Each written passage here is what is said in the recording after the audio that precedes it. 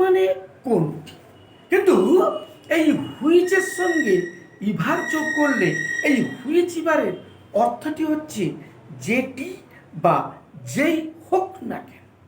এই হুইচ ইভার দিয়ে আমরা বেশ কিছু বাক্য গঠন করতে পারি।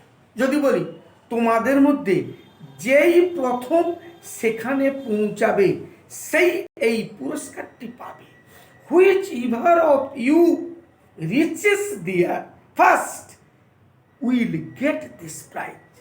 আমাদের মধ্যে যেই প্রথম বাড়ি যাবে সেই রান্না করবে। Whichever of us gets home first will cook.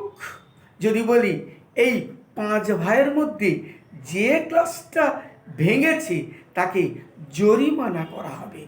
Which ever of these 5 brothers has broken this class will be fined. সে পরীক্ষায় পাস করতে পারবে না যে বইটা সে পড়াশোনা করুক না কেন। He will not be able to pass the examination whichever book he reads. Whichever books he reads. আশা রাখি তোমরা ব্যাপারটা বুঝতে পেরেছ।